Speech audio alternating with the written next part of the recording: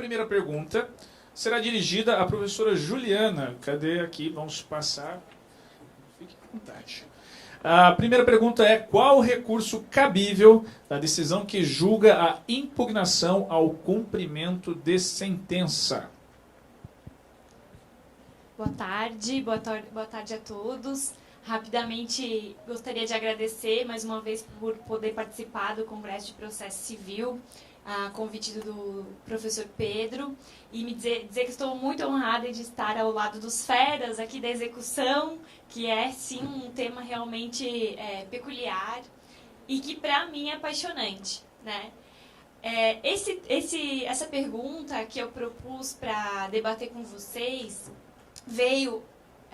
a ideia veio a partir de 3 pontos. O primeiro é que esse assunto foi recentemente julgado pelo STJ, num recurso especial de maio desse ano, levantando qual era o recurso cabível da decisão que julga a impugnação ao cumprimento de sentença. Era exatamente esse o tema, que foi depois abordado por um artigo que também foi painelista, o professor José Roberto Cruz Itucci, que foi palestrante hoje, né? E ele abordou um artigo que saiu no Conjur de julho desse ano. E o terceiro ponto que me fez falar sobre esse assunto foi um caso lá do escritório, que eu vou compartilhar com vocês no final da minha exposição, ver o que vocês acham.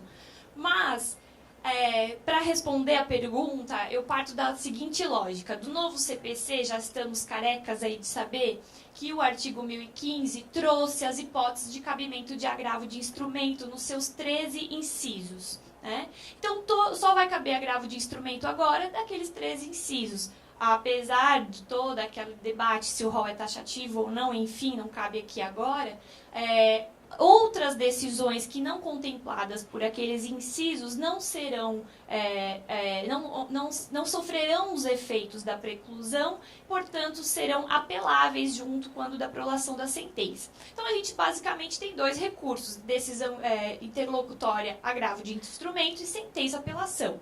Afinal de contas, qual é a decisão prolatada quando a gente julga a impugnação ao cumprimento de sentença? O próprio artigo 1015 traz o parágrafo único que caberá agravo de instrumento também das decisões prolatadas na fase de cumprimento de sentença, no processo de execução e no processo de inventário, né? É o que traz lá o parágrafo único do 1015. Pois é.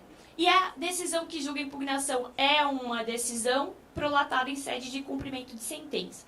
Para quem atua bem aqui em Santa Catarina, vai acompanhar comigo que é muito comum lá no SAGE o cumprimento de sentença ser um incidente processual. Lá embaixo a gente clica, está escrito cumprimento de sentença /001, né? A gente clica lá. Quando há o oferecimento da impugnação, ou seja, o executado ele é intimado a pagar e não pagando oferece impugnação, abre-se um novo linkzinho lá, um novo incidente, impugnação ao cumprimento de sentença. E aí a gente transcorre com 2 processos paralelos, né? O cumprimento de sentença e a impugnação. Teoricamente, ao oferecer impugnação, o cumprimento fica suspenso e o juiz vai analisar lá as alegações trazidas pelo executado, agora impugnante, em sede de impugnação.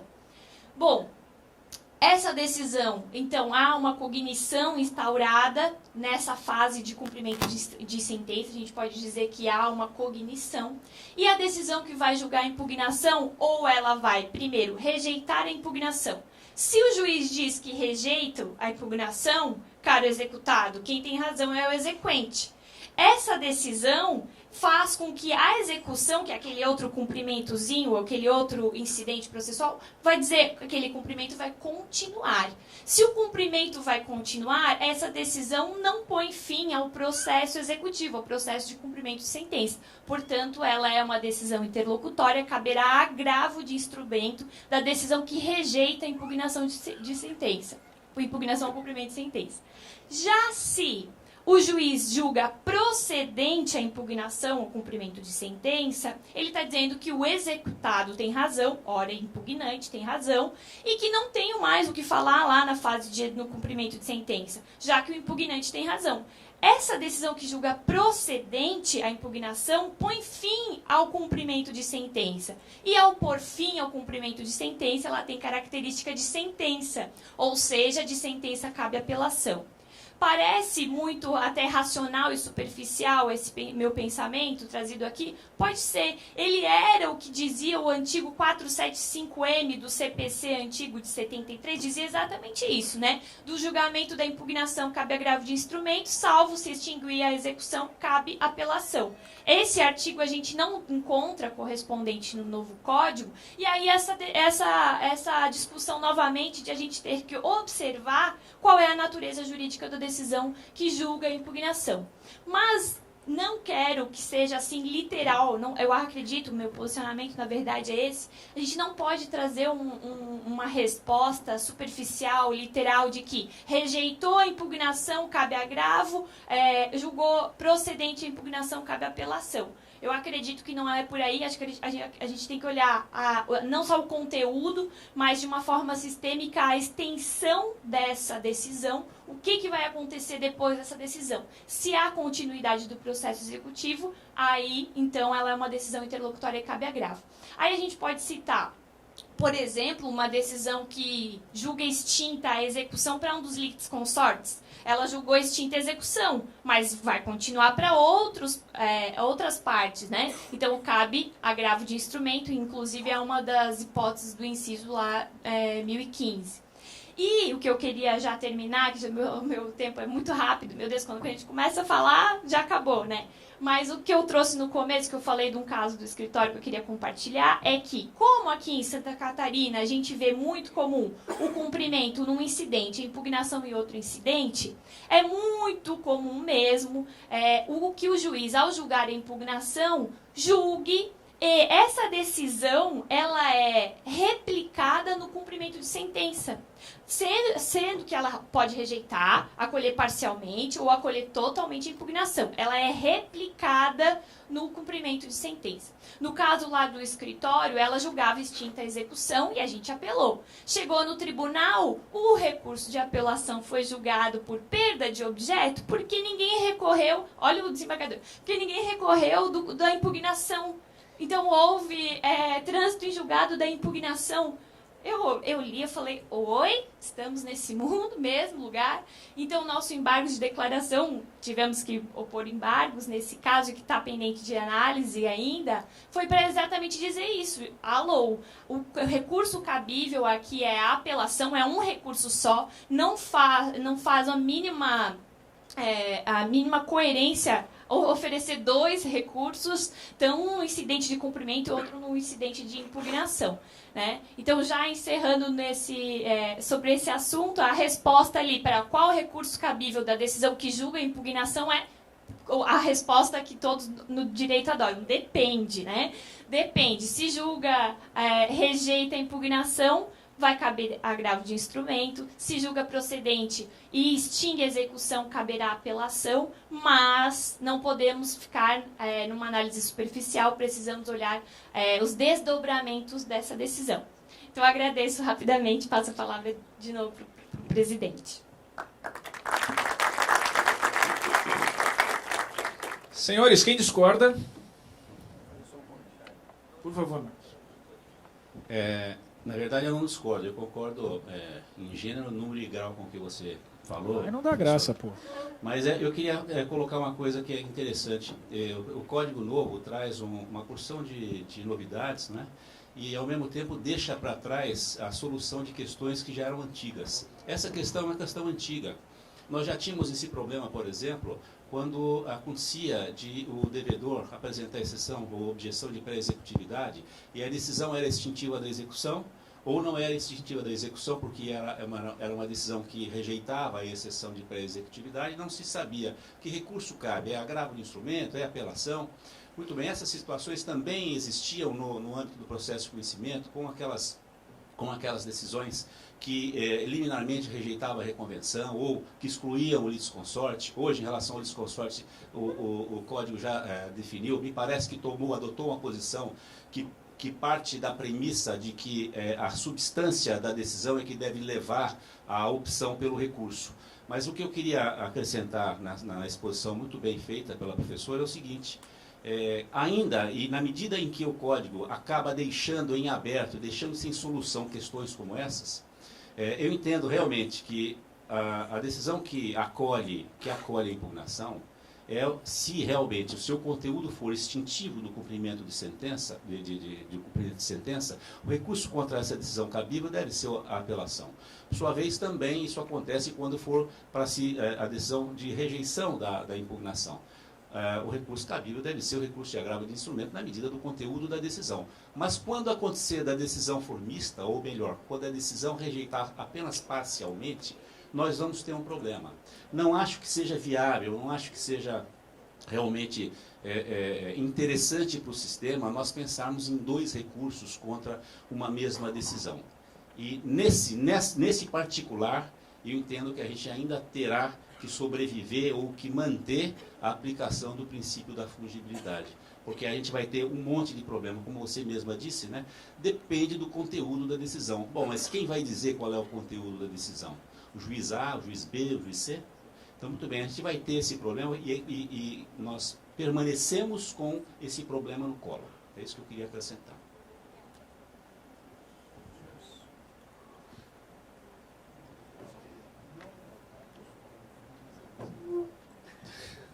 Ele disse que Marcos falou com muito mais elegância do que ele falaria. Bom, então, passaremos ao próximo tópico, tudo bem? Segundo tópico, ele será justamente formulado ao professor Marcos, que diz: os honorários advocatícios de sucumbência têm o mesmo grau de preferência em eventual concurso de credores contra o mesmo devedor quando a execução se processa em nome do cliente juntamente com o crédito deste último?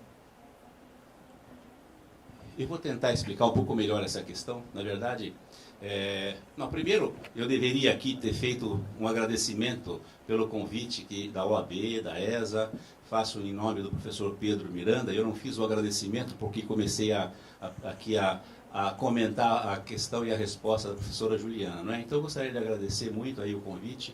Não é a primeira vez que venho aqui e eu me sinto muito honrado de ser convidado por vocês aqui. É um povo extremamente simpático, um estado maravilhoso e realmente é um lugar que eu me sinto em casa. Então, queria realmente agradecer do fundo do coração o convite feito pela OAB, pela ESA, na pessoa, como eu disse, do professor Pedro Miranda. Agradeço também aí a presença das pessoas, dos componentes da mesa, que para mim é uma honra estar com eles aqui, conheço todos. São pessoas, como dizia o professor Geraldo, que se eu falo melhor nada, que nem quem não ouviu o Geraldo falar é que pode duvidar, mas vocês vão ver. Mas enfim, vamos passar a pergunta, porque o meu tempo está contando ali. Vou tentar explicar um pouquinho melhor essa questão, ou por que fiz essa questão. Primeiro motivo que me fez escolher essa questão diz respeito ao tema em si. O tema honorários advocatícios interessa, evidentemente, a todo e qualquer advogado. Estamos aqui no Congresso, capitaneado pela Ordem dos Advogados do Brasil, pela ESA. Então, pensei nesse assunto, não só por isso, evidentemente, mas porque tenho recentemente me deparado com um problema com o qual eu jamais havia pensado, em relação ao qual eu jamais havia pensado antes. Sempre imaginei que esse não seria um problema na vida dos profissionais e hoje estou me deparando com ele. E o problema é o seguinte: vocês sabem que, desde antes do Estatuto da OAB de 1994, nós já convivíamos com uma previsão mais ou menos capenga, no sentido de que os honorários advocatícios eram considerados créditos alimentícios, portanto, ou alimentares, portanto, créditos que eram dotados de privilégio, eram dotados de preferência na eventualidade de eles serem opostos em processos, em execuções singulares ou universais. Muito bem. Isso veio a se estabelecer de uma forma bastante mais clara no Estatuto da OAB de 94, antes, no anterior, já havia, como eu disse, a previsão, mas era uma previsão um tanto quanto capenga, porque se contradizia em determinado contexto do próprio sistema do Estatuto da época. Mas o de 94 veio esclarecer esse tema. O Código do Processo Civil de 2015, mais ainda no artigo 85, e aqui eu faço um parênteses muito rápido também, para manifestar minha discordância com o que disse o professor Cássio ontem na sua brilhantíssima palestra, quando disse que o código é muito bom aqui, é muito ruim ali, mas olha só que absurdo. Artigo 85, 14 parágrafos para tratar dos honorários advocatícios. Veja se isso é assunto para tanta importância que deu o legislador ao redigir esse artigo 85. Eu digo a vocês o seguinte, o que eu acho que o legislador fez foi sistematizar de uma forma bastante mais interessante, bastante mais compacta, e reunir num artigo único regras que dizem respeito a honorários advocatícios. Isso não é um mal. E não é um mal mesmo. Tanto não é um mal que essa previsão toda, se vocês forem olhar agora, os parágrafos 14 e 15, em especial o parágrafo 14 do Código de 2015, o legislador diz: os honorários constituem direito do advogado e têm natureza alimentar, com os mesmos privilégios dos créditos oriundos da legislação do trabalho, sendo vedada a compensação em caso de sucumbência parcial. Aqui o legislador resolve uma porção de situações e ratifica a regra de preferência dos honorários advocatícios. Preferência essa que, na verdade, diz respeito a uma preferência de ordem material, porque nós sabemos que há aquelas preferências nos concursos entre credores que dizem respeito à questão processual, a preferência que decorre da penhora anterior relativamente à penhora posterior. Essa é uma forma de se estabelecer a preferência no recebimento do crédito, quando o credor opõe o seu crédito contra outros credores relativamente a um mesmo devedor. Isso também acontece com os honorários advocatícios.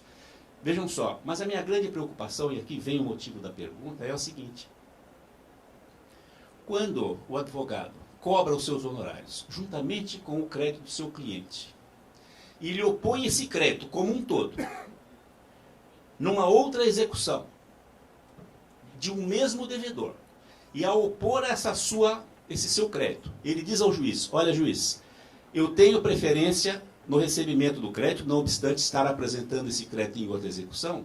Primeiro, porque eu tenho penhora anterior. Mas vamos imaginar que essa segunda execução, onde o crédito foi oposto, seja uma execução aparelhada por um advogado, cobrando seus honorários, não na carona do cliente, mas cobrando exclusivamente os seus honorários. E ele vem e diz ao juiz: não, juiz, aqui a preferência é minha, porque a preferência de direito material, ela prevalece à preferência de direito processual. Portanto, quem tem que receber antes sou eu, e não aquele que vem trazer o crédito do cliente aqui. Mas esse cidadão, esse advogado, vem a essa execução e diz: não, espera um pouco, eu estou cobrando realmente o crédito do meu cliente, mas também estou cobrando o meu crédito de honorários advocatícios. E aqui, sendo eu titular do crédito de honorários advocatícios naquela execução, ainda que eu pegue e tenha pego carona no crédito do meu cliente, eu estou opondo o meu crédito de honorários ao seu, que também é de honorários, mas a minha penhora é anterior. Eu me deparei com esse problema, e é um problema que demorou bastante tempo para eu resolver. E o código não resolve. Então vejam só, é muito importante o tratamento que deu o legislador no artigo 85. E aqui, caminhando para a resposta, porque meu tempo já está se esgotando, e o que eu queria trazer a vocês é o seguinte: existem regras e princípios que devem ser trabalhados quando a gente trata de qualquer tipo de situação conflituosa. E, para mim, essa é uma situação típica, que acaba até gerando um certo desconforto para mim, advogado, porque, vejam só, se eu quiser opor a minha preferência de direito material com o meu crédito de honorários, eu fatalmente terei que exercer o meu direito autonomamente.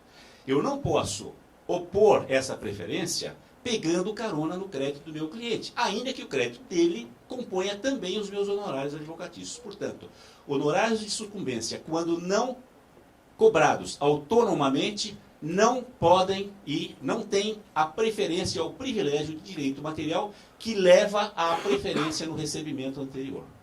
Isso é uma conclusão que eu tomei, e que impacta muito na nossa vida, porque quem é o advogado que na execução do seu cliente destaca o seu crédito e vai cobrar autonomamente?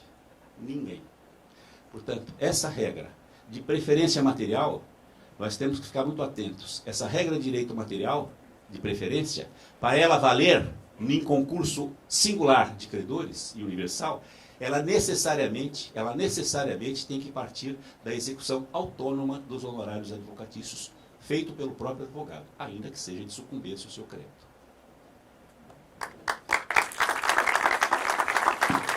Muito obrigado, professor Marcos. Excelente. Senhores, alguém gostaria? Então. Só complementando o que o meu xará Marcos colocou, além dessa importância de fazer execução em apartado, eu trago, Marcos, um outro motivo talvez importante para o advogado pensar também na questão da execução da sua verba em apartado. Em se tratando de verba honorária, natureza alimentar, como você colocou, eu posso fazer a penhora do salário do devedor. Enquanto na execução do valor principal eu não posso fazê-lo. Né? Inclusive, tem um enunciado do Fórum do FPPC aprovado nesse sentido, e no primeiro Jornadas de Direito Processual Civil do Conselho da Justiça Federal, nós aprovamos no grupo de execução o enunciado 105, que fala exatamente isso. Na execução de honorários, inclusive sem fazer menção se os honorários são contratuais ou de sucumbência, é possível a penhora de salário do devedor. Então, mais um motivo para fazer essa execução em apartado. A prioridade e tramitação também. Tem um monte de situação que diferencia a cobrança quando ela é autônoma e em relação a quando ela é dependente ou ela vem de carona com o crédito do cliente. Então, isso é muito importante, nós observarmos isso. É muito importante. Professor Marcos, é muito bom ouvi-lo mais uma vez. Eu tive a honra de ser seu aluno. Aliás, muitos dos que passaram o dia todo aqui, ontem também foram também seus alunos. Eu cumprimento rapidamente a todos. Quando eu for responder a pergunta, eu cumprimento com mais carinho. Mas só para não perder a linha aqui. Nós já discutimos, em uma outra ocasião, sobre os honorários de sucumbência decorrentes da improcedência dos embargos do devedor em execução. De que os honorários de sucumbência não poderiam ser cobrados como um cumprimento de sentença decorrente dos embargos do devedor, mas sim somados à execução de título extrajudicial. Nesse caso, existe alguma possibilidade desse cumprimento ou esse acúmulo de execução ser feito em nome do advogado e não em nome do cliente? E antes de devolver a palavra, eu cumprimento a queridíssima professora Ailete, que nos dá a honra da presença aqui. Cumprimento também a professora Ailete, minha colega de PUC, de mestrado, né, Ailete? Isso, grande amiga mesmo.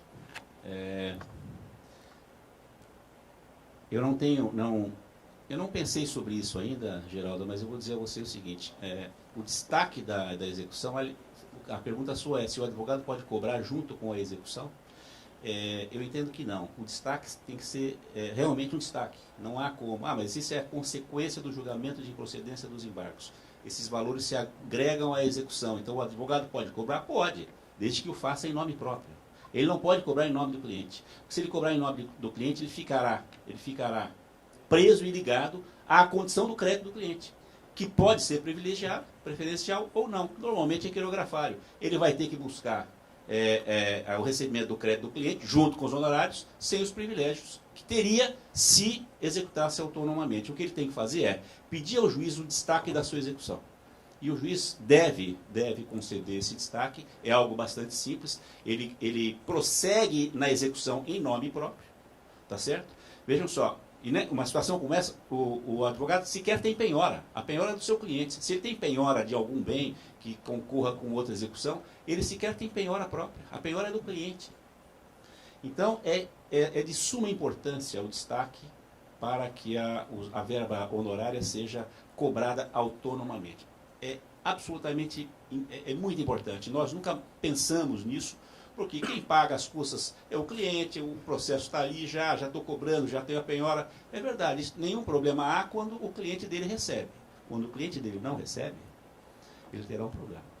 Ele terá um problema futuro também em destacar a execução, porque se ele pretender concorrer com o cliente, ele não vai poder.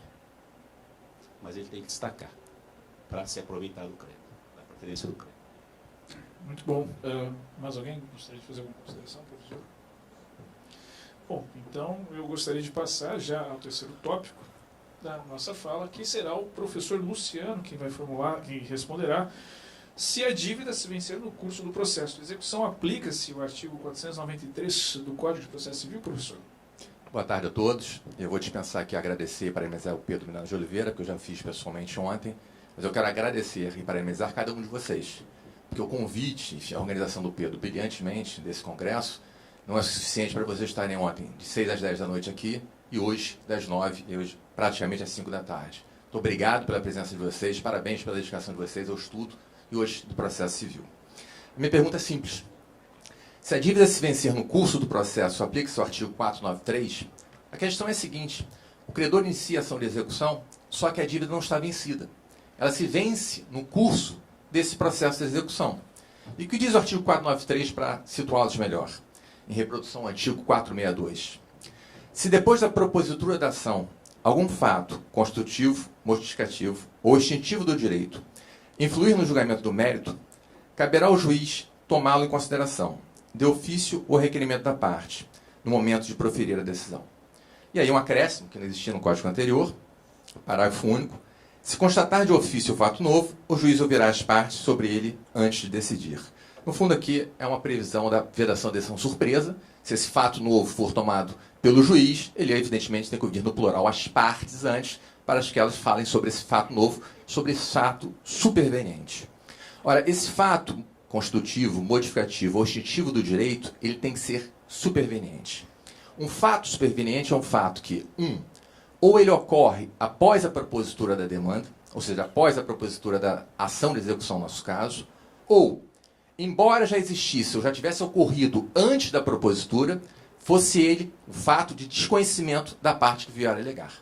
Então, você tem como entendimento de um fato superveniente tanto aquele que efetivamente não ocorreu ainda, quanto aquele que, embora tenha ocorrido, não fosse desconhecimento da parte. E, evidentemente, a doutrina trabalha com cuidado, a segunda hipótese, dizendo que, olha, quem alegar o fato superveniente que efetivamente ocorreu antes, mas que desconhecia, tem o ônus de comprovar que ele desconhecia esse fato. Um exemplo é muito simples. Propõe-se uma ação contra um espólio. O espólio, representado pelo seu inventariante, contrata um advogado, começa a se defender, e no curso do processo, o inventariante descobre um recibo de pagamento que extingue aquela obrigação. Ele não tinha conhecimento, não poderia utilizar esta defesa. Então ele vai provar que tinha desconhecimento da existência do pagamento da dívida e apresentará no futuro. Ora, não me parece que o vencimento da dívida possa ser considerado, em hipótese alguma, um fato superveniente. Uma confissão de dívida tem lá um prazo certo, um termo de vencimento, e, se proposta esta ação de execução antes, está o credor descumprindo um ônus, uma obrigação de verificar com cuidado esse título executivo. Você já antecipa a minha resposta. Não gosto de devedor, pago minhas contas antecipadamente, vim para cá na quinta-feira e minhas contas até segunda-feira já estão pagas. Agora, não me parece que você possa aproveitar, por exemplo, o artigo 493 para permitir que uma execução seja proposta contra alguém que ainda não está obrigado a pagar essa dívida. Pontes Miranda tem uma expressão que me parece muito interessante em relação ao fato superveniente. Ele diz: a superveniência exige a posterioridade da ocorrência, e acrescento eu, também do conhecimento do fato. Então não me parece que isso seja um fato superveniente. Além do mais, essa regra do 493 me parece que seja uma regra de julgamento, que o juiz deve levar em conta ao julgar aquele fato, ou melhor, julgar aquele processo. Aqui é importante fazer uma distinção. O que nós estamos falando é a existência de um título executivo hábil a iniciar uma ação de execução. Nós não estamos falando da existência da obrigação e do inadimplemento. Nós estamos falando que existe um título executivo, na expressão feliz do Buzaide, de um pressuposto para a ação de execução, ou nas palavras do Cândido Dinamarca, de uma das condições da ação, o interesse à adequação, ou seja, eu ter um título executivo, e também que esse título esteja vencido. Não estou, repito, falando da existência da obrigação e do seu inadimplemento. Isso sim o juiz pode levar em conta. Eu estou no aspecto processual da possibilidade do ajuizamento de uma execução antes do seu vencimento. Por isso que me parece que também por isso não se aplicaria a regra do artigo 493. Eu não estou discutindo a existência da obrigação, repito, ou o seu inadimplemento. Bem, toda obrigação exige aliás, toda execução exige que tenha um título executivo cuja obrigação seja certa, líquida, exigível. Certa, seus elementos de certeza, quem é o credor, quem é o devedor, qual é a natureza da obrigação, é um dar, é um pagamento de quantia certa especificamente, é um fazer, é um não fazer. O objeto desse dar, o que eu devo entregar, o que eu devo fazer, o que eu não devo fazer. A sua liquidez, e no nosso sistema atual, o professor Castro Carpinella Bueno falou bem isso ontem, nós estamos na parte da liquidação hoje, exclusivamente para pagamento de quantia certa, e o que nos interessa aqui, a exigibilidade. Ou seja, a obrigação tem que ser também exigível. E quando se fala em exigibilidade, a gente tem que pensar em dois pontos. O termo, a ocorrência do termo, a dívida se venceu, ou se ela está sujeita a uma condição, um fato futuro incerto, a ocorrência desse fato futuro incerto.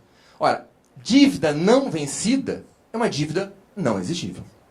Não existe, perdoe-me, existe a obrigação, existe o crédito, mas não tem o credor ainda o direito de exigir o seu pagamento. Então, também sob o aspecto dos próprios requisitos, da existência da obrigação, sua certeza, sua liquidez, sua exigibilidade, me parece que, se o exequente, por um erro, por um equívoco, propuser uma execução antes do seu vencimento, ele não terá, de uma hipótese alguma, o aproveitamento deste processo para cobrar essa dívida. Ah, mas vocês dirão, Luciano, a dívida se venceu no dia seguinte da propositura. A dívida se venceu antes do CITES. A dívida se venceu antes da oposição dos embargos. Eu diria, e se ela se vencer antes do julgamento dos embargos? Depois do julgamento do recurso de apelação, é interposto o recurso contra a sentença que julgou os embargos. Olha a insegurança jurídica. Nós não teríamos jamais uma dívida inexigível. Bastasse que eu propusesse uma execução e segurasse a distribuição da execução, com todos os ônus daí decorrentes para o devedor. Nem que se ele queira vender o imóvel para pagar a dívida pontualmente, ele tem facilidade. Há uma execução contra ele, as certidões vão apontar essa certidão. Se ele quiser tomar um empréstimo para pagar a dívida, o banco terá o quê? O conhecimento da existência de uma execução contra ele. Então, me parece que você não pode, de maneira nenhuma, sob o fundamento de economia processual, por exemplo, aproveitar uma execução proposta antes do vencimento da dívida. Olhar com bons olhos a ideia de que vamos aproveitar esse processo cria para um devedor uma série de obstáculos e problemas, inclusive para o cumprimento pontual dessa obrigação. Ele tem, inclusive, dano material, ele tem, inclusive, dano moral pela propositura dessa execução antes do vencimento da dívida. Então, não me parece, repito, que possa o credor se aproveitar de uma ação de execução proposta antes do vencimento da dívida, ainda, evidentemente, que ela venha se vencer no curso do processo. Muito obrigado. Muito obrigado, professor Luciano. Senhores, professora... Não? Geraldo. O chato, né? Toda pergunta pede a palavra. Mas é Tenho uma dúvida, vou certeza que aproveitar a presença. ele fez a tarefa de casa, assim, para cada um ele... Não, eu queria aproveitar a presença, o brilhantismo do professor Luciano para uma dúvida. Se ele considera possível, na execução, se acrescentar as parcelas vincendas. É diferente da sua pergunta, mas é se considerar que, em caso de prestações sucessivas, se as parcelas vincendas, o que se vencem ao longo do processo de execução, se elas são incluídas e como isso se operacionaliza. Vejam, senhores, que o brilhantismo não está em quem fala, mas em quem perguntou. Eu digo a vocês com tranquilidade. Antes do CPC 2015, a resposta era muito simples. Não, eu não posso aproveitar uma ação de execução para as prestações vincendas, exceto para a ação de alimentos. A mesma regra está mantida para a ação de alimentos. Eu posso aproveitar a ação em curso para cobrar as prestações vincendas. Bem, e agora a resposta? Eu creio... Geraldo, com toda tranquilidade, que pessoalmente eu não concordo com a ideia que vai acontecer, ou com a solução que vai ser dada. Mas eu creio com certeza que vai ser admitido. E digo com uma razão muito fácil. O Código tomou uma decisão que me parece muito feliz em trocar a cobrança de cotas condominiais de um rito, à época, sumário, para uma ação de execução. Ora, se eu propuser uma ação de execução hoje, porque um condômino está devendo 3 aluguéis, 3 condôminos, 3 taxas condominiais, se não for possível a execução das prestações vincendas desse mesmo condomínio, nesse mesmo processo, eu terei, a cada período, uma série de outras ações de execução. Não me parece, repito, que a solução que os tribunais darão a esse questionamento seja impedir a cobrança das prestações vincendas. Agora, me preocupa. Porque se eu devo cota condominial, é uma questão fácil de se responder. Agora, qual é o valor da cota? Existe uma cobrança de uma cota extra que eu não estou obrigado? Em que momento processual poderei, eu, devedor, me defender daquela parcela que foi inserida no curso do processo? Daí a minha fala inicial no sentido de que não me agrada a solução de se aceitar as prestações vincendas. Mas eu não tenho dúvida nenhuma que isso vai acontecer. E acho que é até melhor para o credor.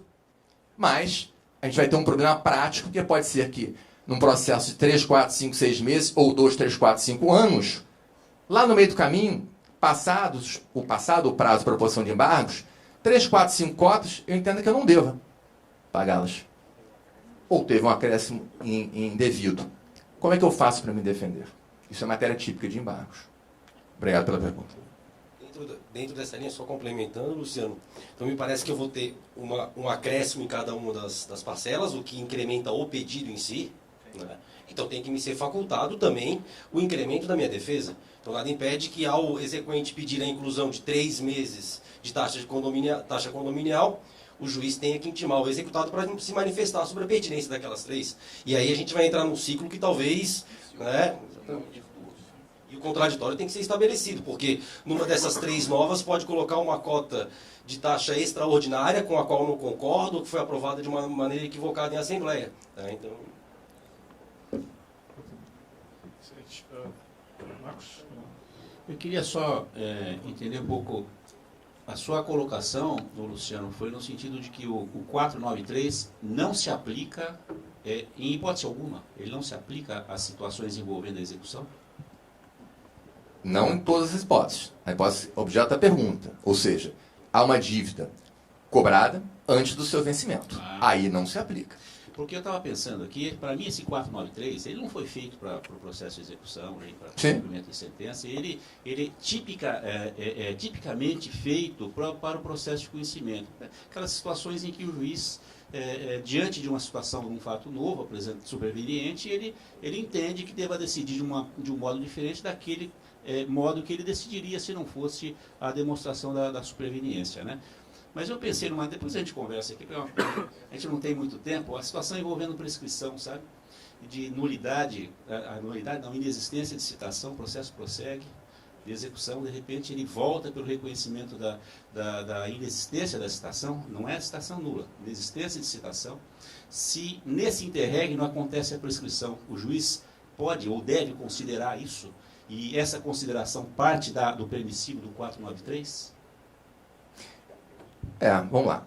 Se é permitido continuar, vamos lá. Você está dizendo o seguinte: um processo de execução pedido executivo extrajudicial, não há citação válida, e após o prazo de proposição de embargos, você tem, enfim, a vinda do devedor aos autos. Eu acho que não há problema nenhum que ele possa vir alegar isso, né?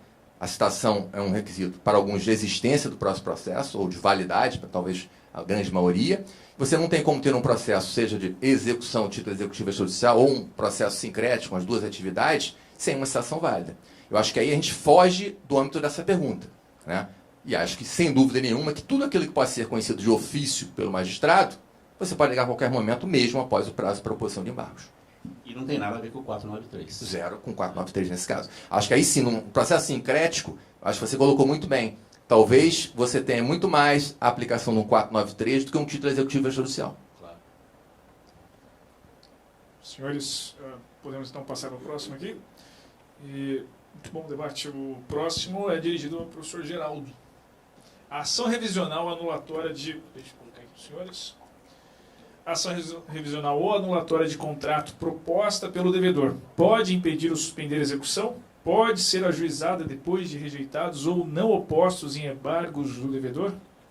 Querido presidente, agora me dou o direito de cumprimentar a todos adequadamente, agradecendo mais uma vez o Pedro Miranda de Oliveira pelo convite.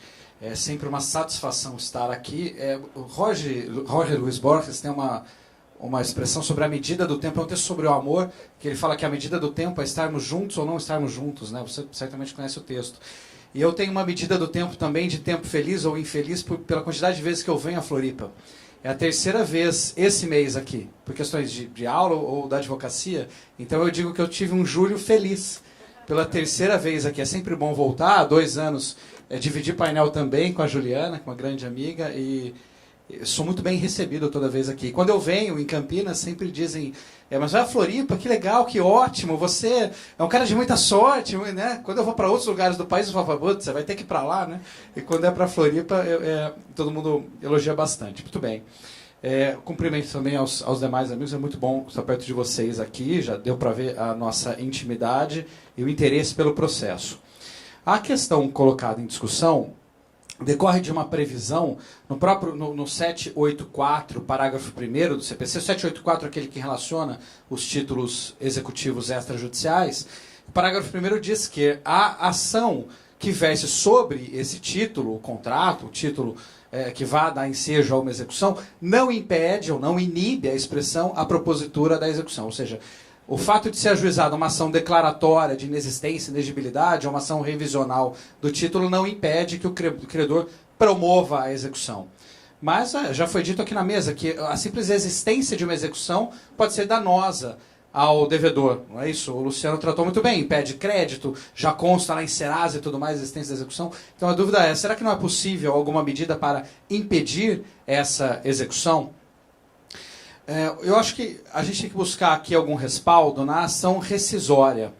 A ação rescisória é também, de certa forma, uma ação revisional ou declaratória de inexistência de um título executivo. Um título executivo judicial, que, de certa forma, tem mais força do que um título executivo extrajudicial.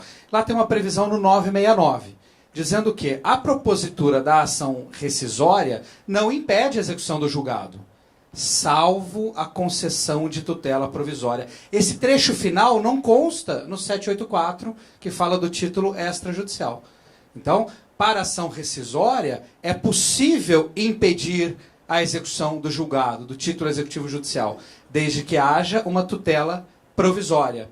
Se isso pode acontecer para impedir a execução de um título judicial que tem mais força, será que não pode também para impedir a execução de um título extrajudicial um pouco mais fraco?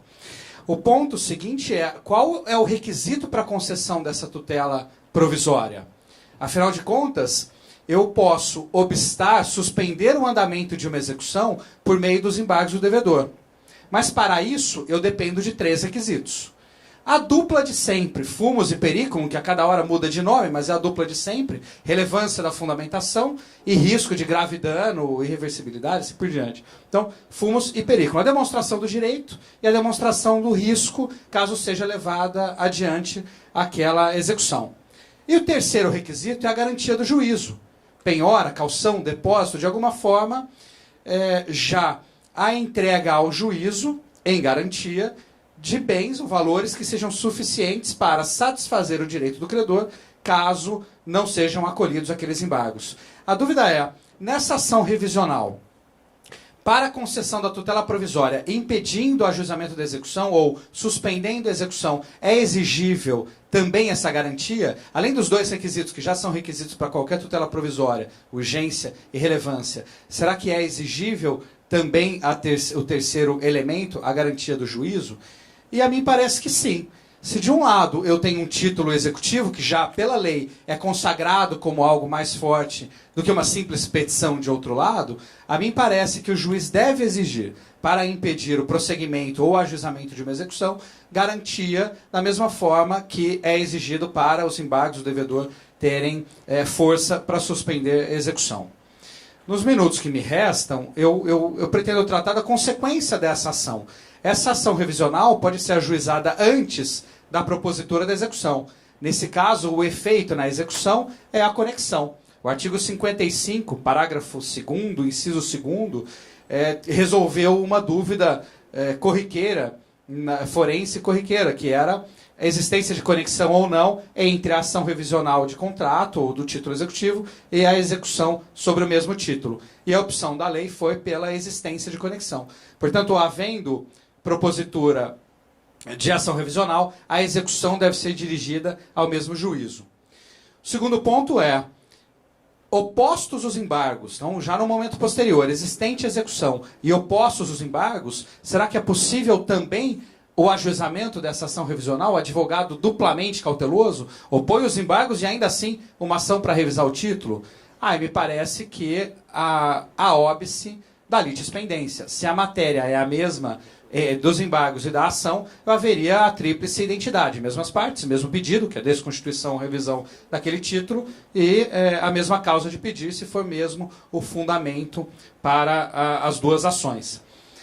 A terceira questão seria, se já forem julgados os embargos improcedentes, o sujeito não conseguiu demonstrar ao juízo que aquele título não prosperava, será que pode agora juizar uma ação revisional ou declaratória de inexistência do mesmo título? A mim parece que não, pelo óbice da coisa julgada. Se há litispendência com processo em andamento, há coisa julgada também pela tríplice identidade. E o quarto ponto é, não opostos os embargos. O sujeito não procurou o advogado no tempo adequado e não opôs os embargos, que é algo comum. Acontece quando o devedor já fica naquela situação de receber carta de cobrança todo dia, citação toda hora, ele passa a rasgar por ketchup e comer as citações. E procura se preocupar com aquilo só no momento da penhora, no momento posterior, quando a conta é atingida. Será que ainda é possível, mesmo não opostos os embargos, o ajuizamento dessa ação revisional? E a mim parece que sim. Não existe nenhum fato extintivo do direito de discutir aquele título. Não daria para falar em preclusão, que é um fenômeno intraprocessual, aquela preclusão que seria, no caso, temporal, pelo não exercício do direito em certo tempo, já que a preclusão temporal impediria a oposição de embargos nos próprios autos, mas não atingiria o direito do devedor buscar uma ação autônoma. O que impediria seria apenas uma decadência no prazo lá da lei civil para discutir os negócios jurídicos. Me parece que essas eram as considerações que eu tinha a dividir com vocês e com a mesa, e agora fico sujeito aos comentários. Muito bom, professor Geraldo. Senhores, é a hora da revanche. Até porque não tenho capacidade para tanto. Mas, só para entender, Geraldo, se não forem opostos embargos do devedor, pode, a qualquer tempo, este devedor propor uma ação declaratória ou constitutiva negativa? Pode. Eu lhe pergunto o seguinte, salvo engano, eu nunca li um doutrinador dizer que, na fase cognitiva, o réu que perde o prazo para oferecer contestação pode, a qualquer momento, propor uma ação declaratória ou constitutiva negativa para discutir o que é objeto daquele processo. Veja bem, eu não tenho nada a não ser a minha alegação. Proponho uma demanda com a fase cognitiva. O sujeito perde o prazo e, em regra geral, não tem nada mais a fazer, uma presunção ainda que relativa. O Código Novo é muito mais claro, no sentido que pode até o réu vir ao processo e produzir provas, excelente, mas você não pode, em regra, propor uma ação para discutir aquilo que é objeto de um processo que você perdeu um prazo para contestar. Bem, de outra parte, eu tenho um título executivo, eu tenho uma confissão de dívida assinada pelo devedor e por duas testemunhas. Eu proponho a demanda executiva, o sujeito perde o prazo para propor embargos e, se e quando ele quiser, ele pode propor uma ação anulatória ou uma ação constitutiva negativa. A mim não me agrada essa solução. Poderia até auxiliar esse raciocínio, lembrar lá do professor Haroldo Papst, na década de 70, e o Cássio agora mais recentemente, dizer o seguinte, para mim, eu concordo com os dois, os embargos não têm natureza de ação, são defesa. Não tem natureza de ação porque os embargos tinham natureza de ação na Idade Média. Porque na Idade Média, o devedor fazia, literalmente, a execução privada. Ele ia lá na casa do sujeito, pegava 4, 5 carneiros e levava para casa para se pagar. E quem iria primeiro ao judiciário era o devedor, opondo embargos a essa execução. Então a ação existia aqui. 500 anos depois, não dá para entender que os embargos continuam possuindo a mesma natureza de ação quando eu não posso, infelizmente, ir na casa do meu devedor e pegar 5 carneiros para me pagar. A ação existe uma só. E eu concordo, repito, com o Haroldo Papst e com o Cássio. E toda ação tem que ter um contraditório. E não existe um contraditório mitigado na execução. Ele se dá em um procedimento apartado, porque a atividade uma é executiva e outra é cognitiva. Né? Então, auxilia essa minha discordância, entre aspas, dessa possibilidade propositura a qualquer tempo dessa ação anulatória ou constitutiva negativa. Não sei se você tem uma réplica para afastar esses meus argumentos. Não, eu não consigo afastar. O ponto é que vemos de forma diferente. Eu enxergo os embargos como ação quando versam sobre o título e têm a intenção de desconstituir o título. Diferente da natureza dos embargos de defesa, quando versam sobre pressupostos processuais ou algum defeito da própria execução em si e não do título. E eu não vejo qual seria o instituto que extinguiria o direito do executado de discutir esse contrato, essa relação, pelo simples fato de existir uma execução contra ele e não ter se manifestado naquele prazo para os embargos. E qual o instituto que o impede, em regra, de se defender na fase cognitiva quando ele perde o prazo para contestar? Seria aquela litispendência invertida, né? Que não é propriamente a litispendência, porque o pedido não é o mesmo, é um pedido invertido. Mas em uma ação, seja uma ação de cobrança, que é semelhante à execução, eu não poderia ajuizar a ação declaratória da existência ou de inexistência, porque ainda está se conhecendo sobre aquele contrato, ou seja, haveria um julgamento ainda sobre ele, que seria incompatível de uma ação com outra. Mas eu não vejo como isso na execução poderia ser aplicado por uma... Insistindo, e perdoe-me pela insistência, mas você não acha que há uma disparidade de tratamento para quem tem mais, que é o credor com título executivo, para quem tem menos, que simplesmente alegou que alguém lhe devia R$1 milhão, e o sujeito, por perda de prazo, por estar cheio de ações contra ele, literalmente não contestou. Há um tratamento diferenciado que é melhor para mim, talvez, não ter o título executivo extrajudicial. Agora, vamos levar para a disparidade no título judicial. Sendo um título judicial e não apresentada a impugnação, deixa de ter direito à ação rescisória? Ainda caberia a ação rescisória daquele título. E vindo a ação rescisória ser acolhida, o título seria extinto, a execução é extinta, mesmo não tendo a impugnação. Ou seja, se ainda com o título judicial permanece o direito do devedor de desfazer aquele título, também poderia a execução de título extrajudicial. Mas a questão é maravilhosa, e certamente vendo o eclipse, nós continuaremos esse papo. O contraditório na execução sempre... O contraditório na execução sempre foi muito complicado, né? Justamente por isso. Geraldo, quero ver se eu ajudo você nessa empreitada. Para ajudar, não é para bater. Seguinte, Luciano, Todo mestrado, isso é fácil. você disse qual é o argumento, como é que se sustenta o sujeito que deixa de se opor à execução por meio de embargos, por exemplo, dá a ele condições de ajuizar a ação. Ou como é que se permite que o sujeito que deixa de contestar ajuize a ação autônoma, discutindo o mesmo tema que está sendo discutido lá.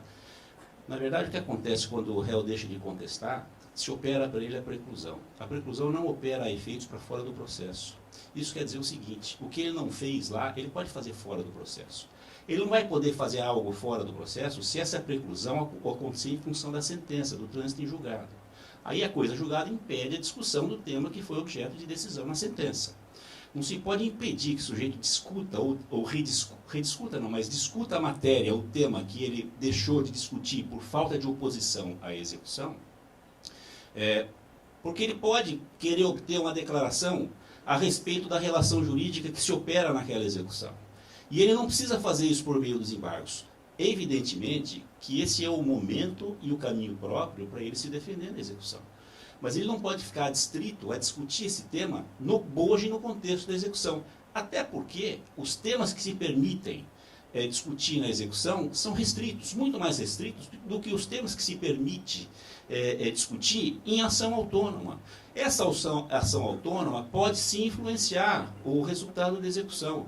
É evidente que o que eu estou aqui dizendo não é que se permita a todo e qualquer devedor não se opor à execução e chegar lá no fim, olha, eu estou ajuizando aqui uma ação autônoma, declaratória de nulidade do título. É evidente que isso é permitido, mas qual é o efeito disso? E no meu entender é o seguinte, essa ação pode prosseguir, ela tem lá o seu aspecto de prejudicialidade em relação à execução, não obstante isso, a execução não pode parar. A execução vai prosseguir. Qual é o prejuízo que tem o credor se ele sofrer uma ação autônoma discutindo o mesmo tema que deixou de ser discutido na execução? Ele leva a execução até o seu termo final, recebe inclusive o seu crédito, mediante calção ou não, não pode vir nem calção, dependendo do modelo da execução, evidentemente, né? Sendo ela definitiva. Então, eu não vejo prejuízo para ninguém. E em termos do sistema, não admitir a discussão em ação autônoma é algo mais grave do que considerar os eventuais prejuízos que o credor possa vir a ter em função disso. Tá? Perfeito, mas concordo. Acho que a gente tem aqui uma discordância em relação a premissas. E a gente não vai chegar nunca a lugar nenhum. Bom, dando prosseguimento aqui, nós vamos entrar com a última pergunta do painel, que será feita ao Dr. Marcos Borges, que é pelo CPC 2015, é possível a acumulação dos meios executórios de coerção pessoal e expropriação em um mesmo cumprimento de sentença, professor? Olá, meus amigos. Boa tarde. Queria inicialmente cumprimentar e agradecer o convite do Pedro para estar aqui. Também queria dar os parabéns a vocês aí até essa hora, nos brindando com a presença. Queria também agradecer a parceria dos convites dos professores que compõem a mesa, e queria pegar carona no que o Geraldo falou. Eu aqui, tanto eu, quanto o Júlio, quanto a própria Juliana, como professores de processo de Florianópolis, né? O Geraldo falou que fica muito feliz quando vem para cá. Nós ficamos muito felizes quando vocês vêm para cá. Né? Vocês pela insistência de vocês estarem aqui aceitando os nossos convites, hoje a gente pode dizer com a maior tranquilidade, repito o que o Pedro falou no discurso de abertura, Florianópolis está entre os grandes nomes de cidades de processo civil no país, né? Graças a vocês, graças ao fato de que vocês gostam de vir para cá. Está lá ele, né? Um dos Eis o responsável. Bom, o meu tema, ele trata de uma situação espinhosa, que é a execução de alimentos. A gente não pode esquecer o quanto que o legislador, não só esse e não só o nosso nacional, foi generoso com a execução de alimentos. Nós temos coerção típica de ofício por protesto, nós temos coerção pessoal, nós temos expropriação por penhora, nós temos expropriação por desconto, enfim, infindáveis os meios executórios disponíveis ao credor de alimentos. Ao mesmo tempo, é no campo da execução civil que nós temos um problema conceitual. O Código fala em diversas espécies de execução, depois ele lista procedimentos executivos, e depois ele não faz a menor diferenciação entre meio executório e procedimento executivo. E aí, essa compreensão equivocada, ela nos faz trazer algo enraizado, e aí eu fico muito à vontade para falar sobre isso na carona daquilo que o Fred disse ontem. Nós temos que repensar algumas coisas, sobretudo na questão dos procedimentos. Né? Por quê? Porque a redação original do CPC de 73 trazia dois famigerados artigos, o 733 e o 732, né, em que nas parcelas pretéritas você propunha uma execução e dizia que é pelo rito do 732, que na verdade fazia menção à execução por expropriação. Então eu tinha nas parcelas pretéritas execução por expropriação. E tínhamos também o artigo 733, que fazia menção à prisão, à coerção pessoal. E se alcunhou esse artigo 733 de execução pelo rito da prisão. Né? Bom, eu não podia acumular ritos. Então, por consequência, eu tinha que propor duas petições iniciais, que nem sempre eram distribuídas e apensadas de maneira conexa.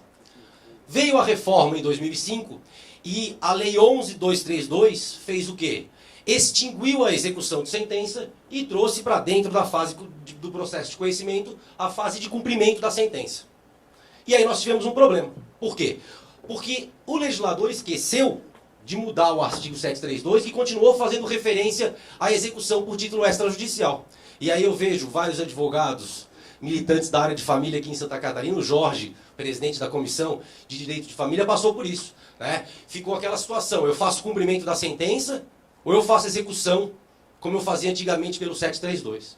A jurisprudência tratou de dizer o que não. Você faz a execução pela coerção pelo 733, petição inicial, e petição de cumprimento da sentença das pretéritas pelo 475J.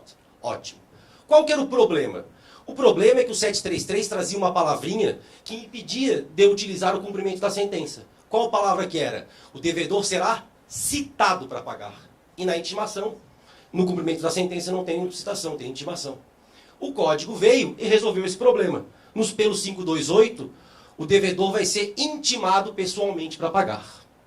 E aí eu pergunto, se nós temos agora um procedimento, que é o procedimento de obrigação, procedimento executivo, de pagar a obrigação alimentar, que se eu tenho 2 meios executórios disponíveis, um meio de expropriação e o outro o meio de coerção pessoal, por que eu não posso protocolar um só procedimento executivo, um só procedimento de cumprimento da sentença, e cumular dentro desse procedimento não 2 ritos, esse é o erro, 2 meios executórios diferentes.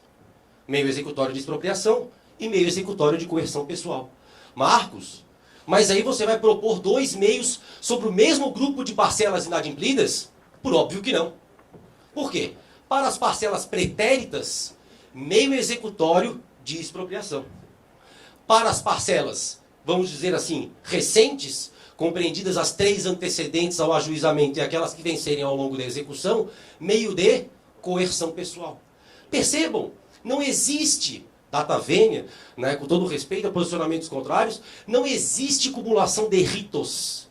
O que existe é, num só procedimento, a acumulação de meios executórios diferentes, incidentes, por sua vez, em grupos diferentes de parcelas inadimplidas. Ora, não existe nenhum prejuízo ao executado, né? Nós vemos isso em outras oportunidades. Por exemplo, na execução por desapossamento, para a entrega de coisa, eu posso pedir um meio executório subrogatório. Eu quero a coisa em si. Não dando certo, eu posso pedir a conversão em perdas e danos, que é um outro meio executório de transformação. Eu posso ainda, antes de pedir a subrogação, pedir a coerção patrimonial pela multa. Eu tenho um procedimento, eu estou acumulando 3 meios diferentes. Esse é o problema. É a compreensão dentro da execução de que rito e procedimento e meio é a mesma coisa. Ah, mas isso vai gerar um problema. Bom, aqui em Florianópolis, aqui em Santa Catarina, eu já protocolei 4 cumprimentos dessa natureza, cumulando. E fui conversar com os 4 magistrados em primeiro grau. 5. Dos 5, 3 colaram e 2 não colaram. Né? Entre aqueles que colaram e andou tranquilamente o procedimento, olha só qual foi a situação que o cartório deu e foi exatamente o que a gente pediu na petição de cumprimento. Primeiro, com relação às parcelas pretéritas, intime-se o advogado pelo Diário de Justiça para pagamento em 15 dias, sob pena de multa de 10%. E com relação às parcelas vencidas mais recentemente, intimação pessoal da parte para pagamento em 3 dias, sob pena de prisão. Essa é a lógica. Eu não tenho nenhum desmembramento do procedimento ou qualquer coisa do tipo. Eu tenho a harmonia de 2 meios executórios diferentes, incidentes no mesmo procedimento. Quando eu fui conversar com esses magistrados, e já encerrando, né, é complicada a questão, porque isso está enraizado na gente, né? Há muito tempo, isso está enraizado. Né? Um magistrado, em que pese os 3 que colou essa questão, terem debatido comigo, foi um debate bastante interessante, colocaram um ponto de vista um pouco diferente, mas aceitaram. Os 2 magistrados que não aceitaram me deram os seguintes argumentos, que são argumentos de fato contra os quais eu não tenho nada a falar. O primeiro argumento foi o seguinte: doutor, o senhor tem razão, mas o cartório está tão acostumado assim, né? Não tem nada que argumentar contra isso. O segundo argumento foi o seguinte: doutor, talvez o senhor tenha razão, mas o SAGE, o Sistema de Automação do Judiciário, não vai aceitar isso.